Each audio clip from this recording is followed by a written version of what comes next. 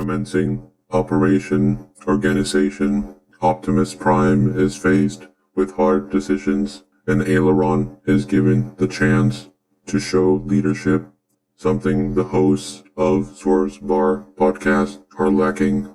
All jokes aside, I can never understand why humans do the things they do. They are truly one of life's greatest mysteries. Now, let us tune into the show.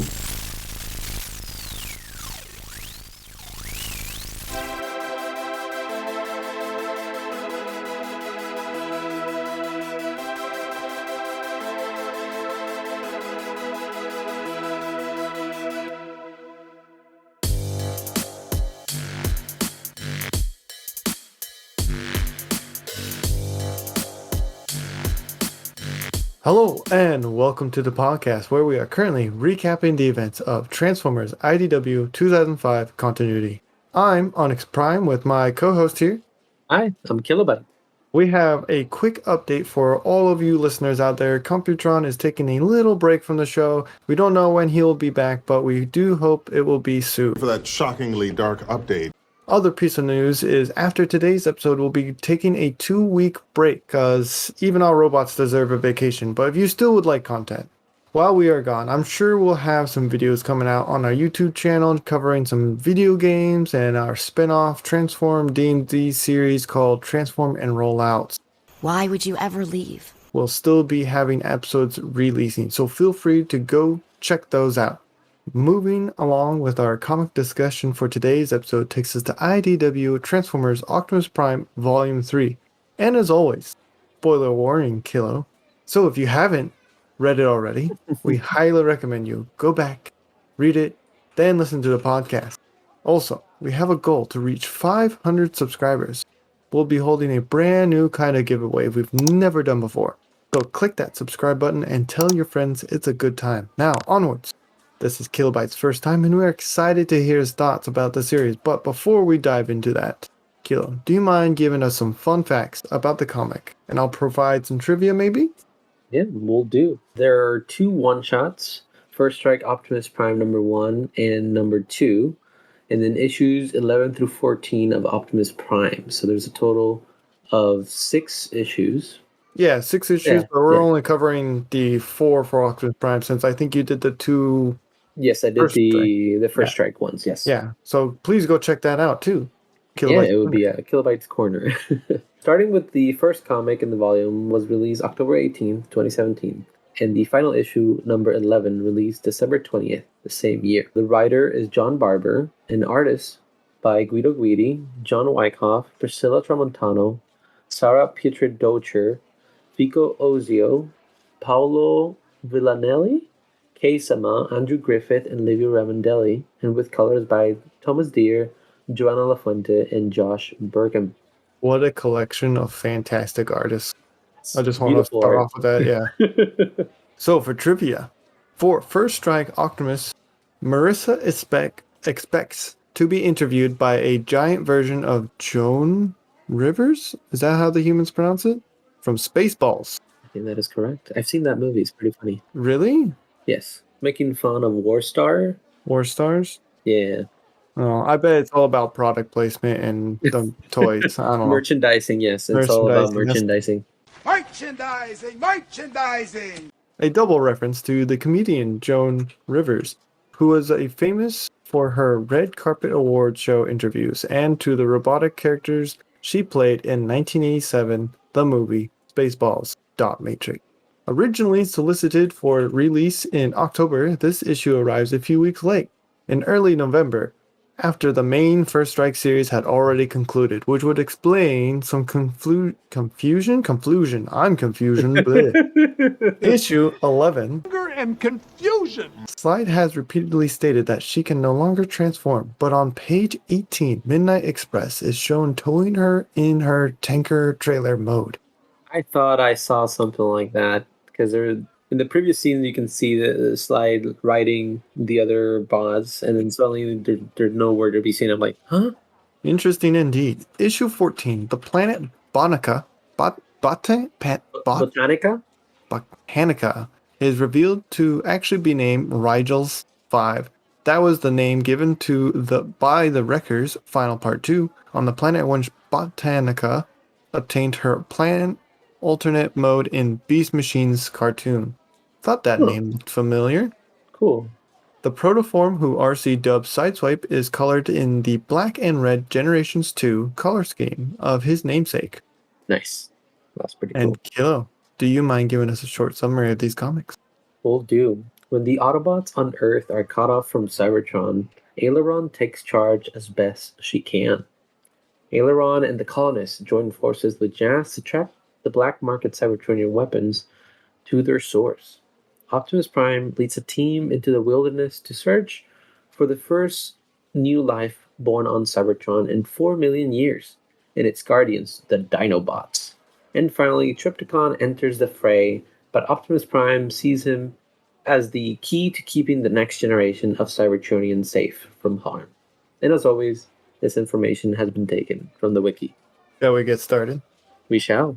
But first, I want to say thank you to our Patreons. Without you, we couldn't do this. So thank you very much. Special shout out to VR Matrix. Thank you again so much. Right on, let's get started. We're going to skip the one-shots because, Kilo, you have already covered them. So, please go check those out. And now we're going to start off back on Earth. We get to see what happens to Soundwave and the rest of the Autobots when Cobra makes their push on Cybertron, cutting off the space bridge, and the colonists react very differently than the rest of the team. Any parts stick out to you? I liked Aileron taking charge and kind of getting everybody to do their work instead of bickering. Because as soon as the space bridge closes, the humans and then Cybertronians start pointing fingers like, "Oh no, you did it," and "No, you didn't." She's like, "Okay, stop it. We're all here to keep peace. So we'll just figure out who did it. But at the moment, do your thing, and we need to figure this out." So I really like Aileron taking charge. I do too. I think that was a good introduction to her character arc and development, because she started off taking orders from the Prime, and now she's standing into the leadership of what Prime would do. Very interesting. Yeah, there's a theme with the Optimus Prime comics. Is like everybody's tired of Optimus. It's Yes. like we're done with you flinging your title everywhere. It's like we'll just do it ourselves. So once she takes up and leads and prepares for whatever happened to the space bridge, she splits the team into two. One to protect the Autobot city on Earth, and the other to find Jazz. And well, after some disputes about leadership, they find him. Thoughts? I really like the disputes because the colonists, even though they joined because they wanted to support Optimus, due to the recent events and Slide losing their partner, and without them they can't combine, and bringing in the humans into the Cybertronians Council of World, then there's tensions rising because like the humans just killed my friend and you just want to bring them in. And so I really like the different conversations that were had between Slides and Aileron, trying to see both sides, where Aileron is like, I'm not trying to help Prime. I'm tired of Prime, and I just want to find Jazz. While Slides is like, why find Jazz? It's just take care of the humans because they're going to be a pain once war breaks out again. So that was pretty cool. Yeah. I do find it interesting, like, because these colonists are not like other characters we've seen before, and things get out of hand as they're trying to quote unquote rescue Jazz and get the weapons from the humans, the Cybertronian ones. And eventually they find the trail of where the weapons are coming from and discover Samuel L. Jackson and John Travolta from the cult classic movie Pulp Fiction. Yes. Like Pulp Fiction.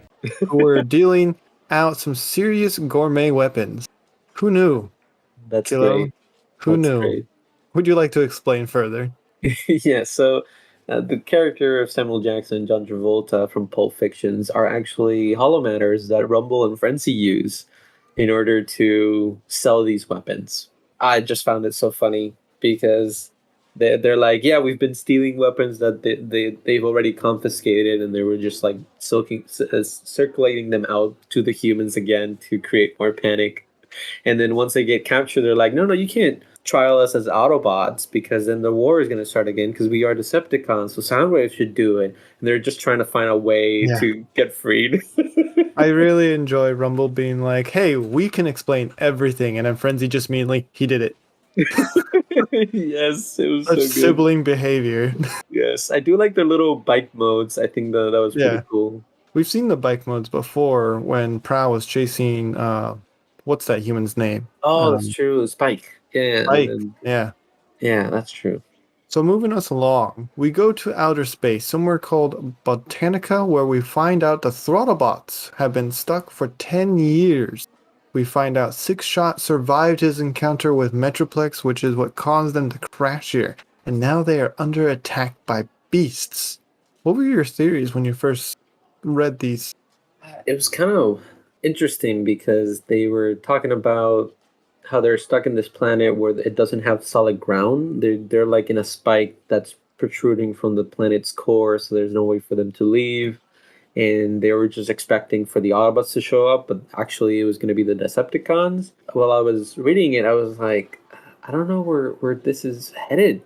Because we haven't seen them since, I think, Phase 1 when we read the Metroplex Spotlight. Yeah. So it's like, it's been a while, and I'm like, I didn't think they were going to be around or anything.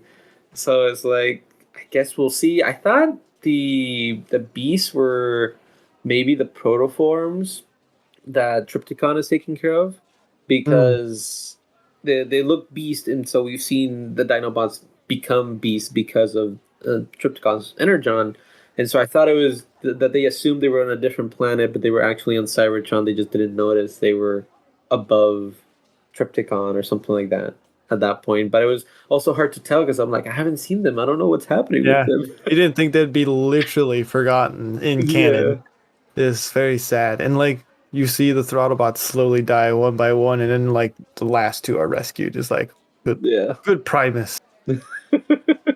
In the next issue, it has some back and forth, and the other half is Optimus taking care of things on Earth with, the funeral for Sideswipe, not the new protoform version.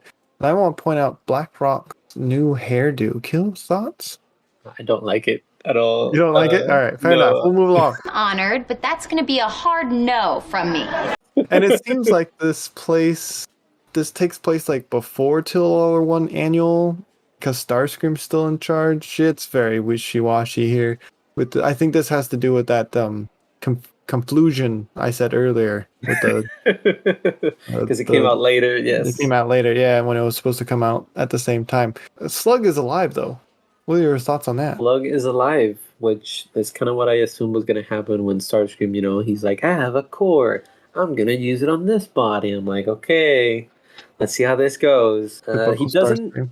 He doesn't. Yeah, the one that Starscream had, but he doesn't show any signs of being like an undead bot. Mm-hmm. So I was very interested in see how they were going to play this, and because I was assuming eventually it was going to go south with whatever Slug was doing. It kind of goes south a little bit because in this issue we also see Bludgeon as being kept alive too on life support, and he has the Void Scepter, which I thought was broken in the Dinobots one. Weird.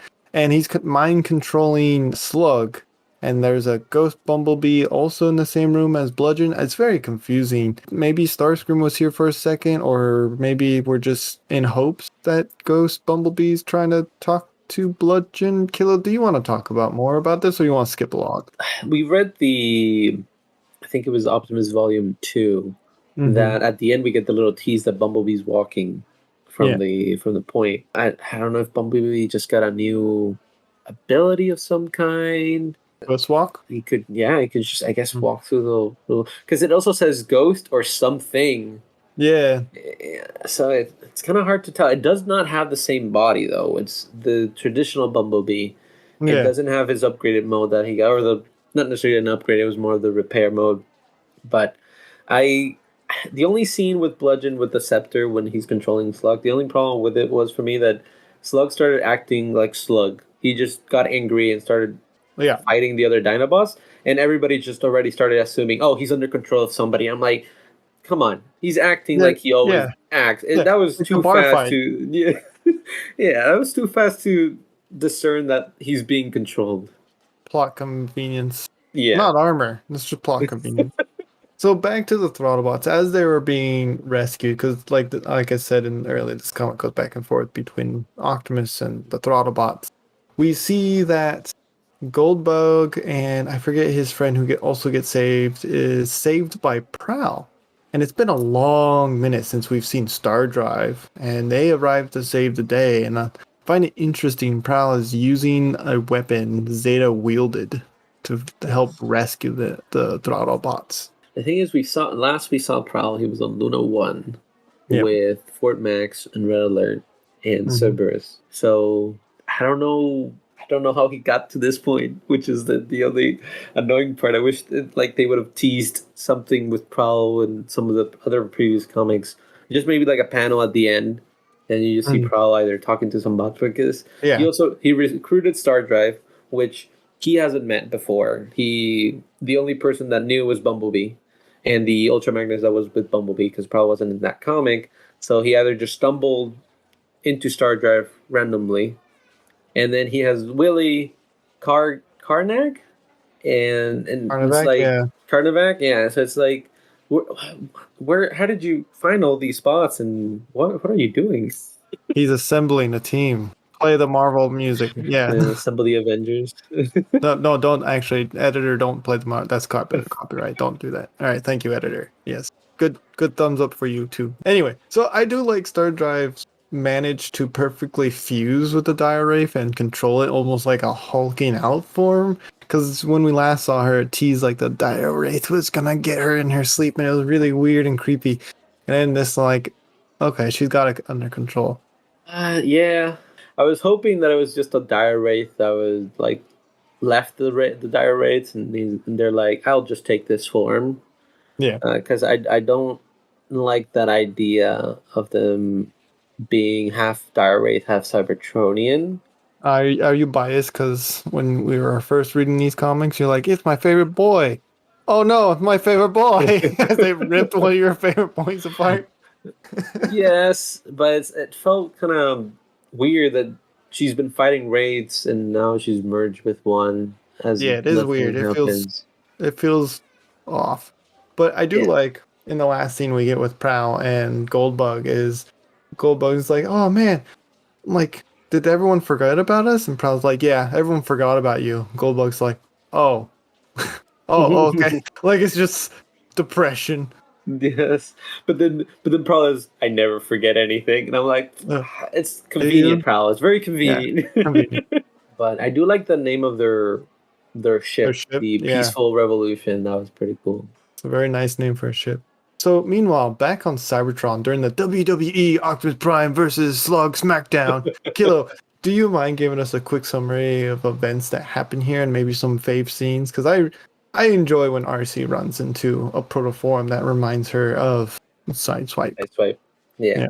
So Slug, after Optimus Prime gets information from BlackRock that protoforms are on Cybertron because Centurion has woken up. And so he goes to Starscream. Starscream is like, I have the perfect bond. So he sends Optimus with Slug to find that out.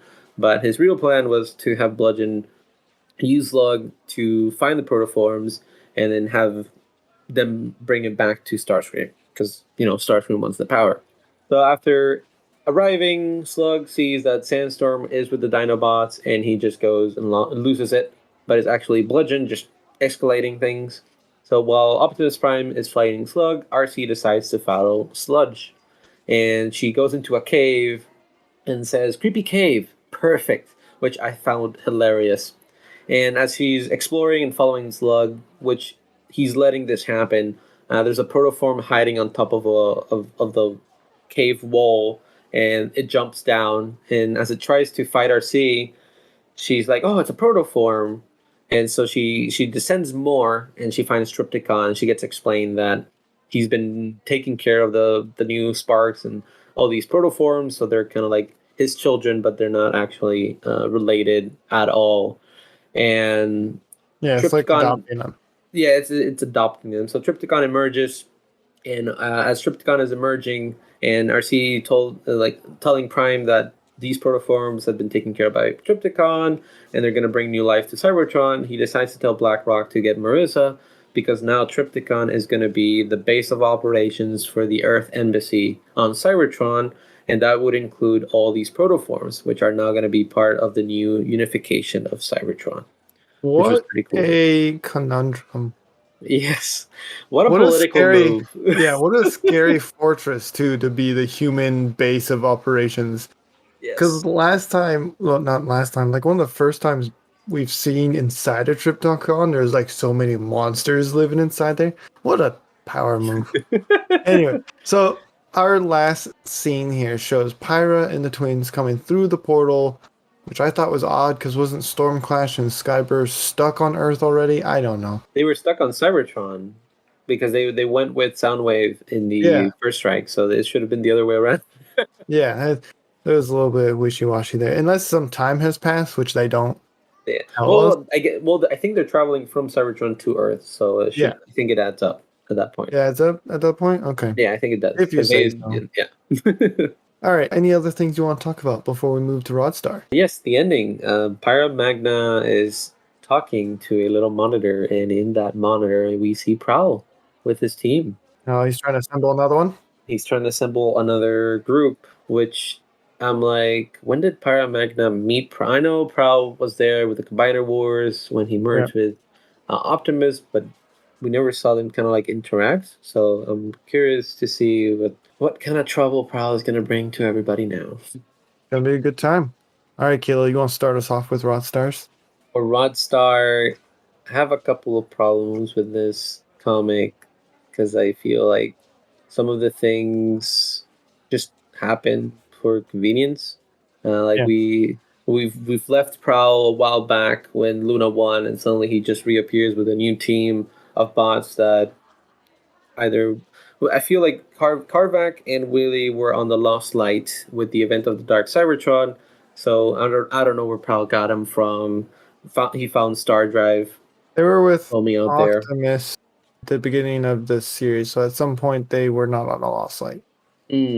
But Okay. I think that's one of the last time we saw them both together. Yeah, But I could be wrong. yeah. I know there's in between comics that things are still technically moving and the bots Yeah. are still doing things, but I feel like the Prowl showing up out of nowhere was kind of like I feel like if it would have been teased a little bit more, it would have been awesome. But now he has this weapon and he's assembling bots that have been forgotten, and who knows how he found them. So Autobots, assemble! and so it was. I don't know. It had a couple things that I was like, I guess, plot convenience. We'll see how that goes. So I would have to give him a 3. A 3? For these ones, yes. All right. The art is great. That's not my issue. The issue is the same thing as you, Kilo. But I'm not gonna be as lenient. I think I'm gonna go 2.5. 2.5. Okay. I think 2.5. Yeah. But listeners, what do you think of these comics? How many Rodstars would you give it? Let us know by leaving a comment below. If you'd like to get in contact with us, you can send us an email at swervesbarpodcast@gmail.com. That is SWEVERSBAR podcast@gmail.com. I think I misspelled that, but you get the point. Do you have any new toys you want to talk about, Kilo? New toys. I recently got the Legacy Tarantulas. Ooh, fancy. And I really like it. It's very postable. It's very simple transformation, and I really love the colors. Like they pop, and he looks cool just sitting on the shelf because you can really distinguish him between the other characters. Nice. I'll talk about one, but I've gotten a few. I got the Iron Factory Samurai Grimlock. Ooh, Pretty nice. That's a pretty nice. one. It is pretty. It's tiny, but he's worth it because it's Grimlock, of course. But I think it's good. I think it's a good time. Hello, you have a Twitch? I do have a Twitch, but it's not How's that that kind of going? Twitch. What That's kind of doing Twitch good. is it? It's a streaming Twitch. It's a platform back on Earth called twitch.tv. And you can find me, again, twitch.tv/kilobyte prime. That way you can go into my channel, and when I'm live, you can hang out with us. Onyx is there, and some of our other guests in the podcast join me from time to time, and we just talk Transformers, just hang out and play scary games. and it's always a lot of fun. So if that's something that you like, you're welcome to join us. Right now, I will be taking a break from streaming since I've been tasked with taking care of a little sparkling of my own and seeing them grow up and reshape their body into their form. So I will be taking some time off to do that, and then I'll be back. But if you want to be up to date when I return, you can follow me on Twitter at Kilobyte Prime. Fantastic. Give him a follow. Give him a sub. Give him all the gifts. So when we are back, we're going to take a quick 2-week break. It might be longer depending on how events unfold. I know human holidays are weird, so some things happen, But when we come back, are you ready for Transformers Lost Light Volume 3? I'm ready. I'm ready to see what happens to the Lost Light crew now. Kilo, do you mind taking us out? Will do. If you've enjoyed this episode, consider sharing it with your friends and subscribing. If you want to help out the show even further, we have started a Patreon. All of the proceeds will go to supporting the show and keeping the lights on. Of course, we have some tiers that offer other forms of gratitude, such as 3D printed files and an entry to our Discord channel. You'll even get early access to our comic review videos a week before they're publicly released, and even our D&D episodes. We also have a goal to reach 500 subscribers. And once we do that, we will be holding a brand new kind of giveaway we've never done before. So make sure you click that subscribe button and tell your friends that it's a good time. And as always, we hope you're all staying safe out there. Thank you so much for listening to All Are One. Till all are one. Follow us on Facebook and Instagram at Swerve's Bar Podcast. You can also find us on Twitter at Swerve's Bar. If you are interested in more content, try checking out the spin-off of D&D series Transform and Roll Out, the second and newest season titled First Stand of the Wreckers, with a brand new DM, a different story, and from what I hear, a better pilot episode than the last series. Sorry, not sorry, Onyx. Let's tune in for a preview now. What can we see as we do that? Roll me a sneak, because you're using your propellers and your thrusters would Wait, make do a lot I of have to roll sound. sneak? You have wings, so I wouldn't. It was still you could hear them flap. That's So roll fair. me another I sneak. get advantage on sneak checks. Good. Good.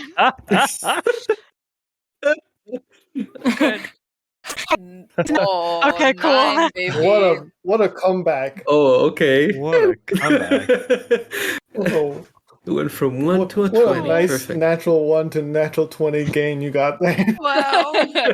I'm gonna remember this for the rest of my days. Guys, that's our 1 nat 20 for the entire session. This doesn't make the preview of this episode. I'm a riot.